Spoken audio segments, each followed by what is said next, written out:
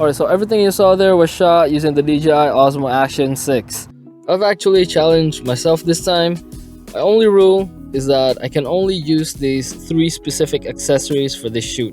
1 aluminum alloy suction mount, a variable ND filter, and the Action 6 aluminum cage. These products were sent to me by Telesin to try, and I'm going to take you behind the scenes of how I shot this automotive ad. So let's start with the first scene. Because I wanted to do a low angle shot, the cage will protect my Action 6 in case the wind knocks it back. My car has more than enough clearance, but just to be safe, the cage will be necessary. This was also a test on how well the Action 6 performs in the dark, and I can say it's usable enough. It's not bad.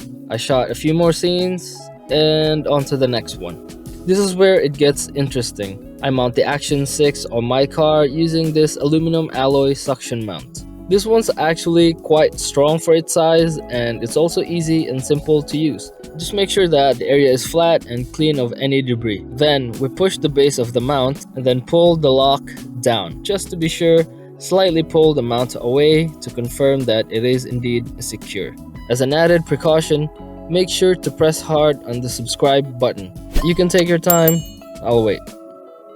For this setup, no straps were needed since we're only going 30 to 40 kilometers per hour. Since we're not in a highway, we don't really need to go faster than this. When shooting in through the windshield, I put a circular polarizer on my Action 6 to reduce the amount of reflections on the glass, making the driver visible. It's also important to have a neutral density or ND filter so we can control the motion blur through the shutter speed. So for me, I chose a variable ND for my personal use since this lets me adjust the intensity just by rotating the filter instead of carrying multiple NDs. The only downside of any variable NDs is that they produce an X pattern or dark spots on the image. This happens when you max out the intensity of your VND, so just keep that in mind.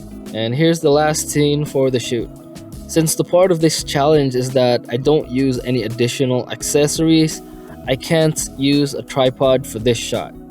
But luckily, there was a rental car parked in the lot and the angle was good enough, so I chose that spot to park. To be honest with you, do not do this on a stranger's car or you might get in trouble. So yeah, I've been wanting to do car videos like this for a long time, and with the Action 6, I think it just made sense.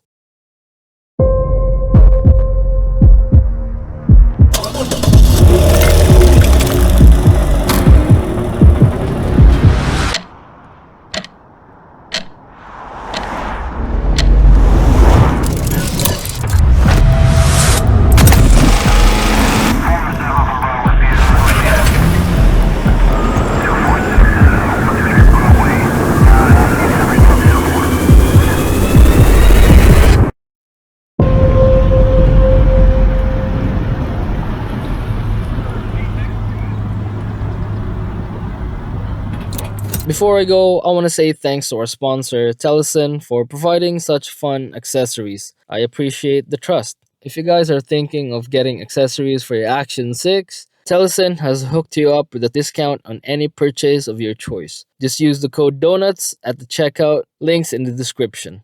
Let me know if you guys dig this type of videos because I really enjoyed making this. It was so much fun shooting, color grading, and putting all the sound effects there. I liked the way it turned out, and I hope you guys liked it too.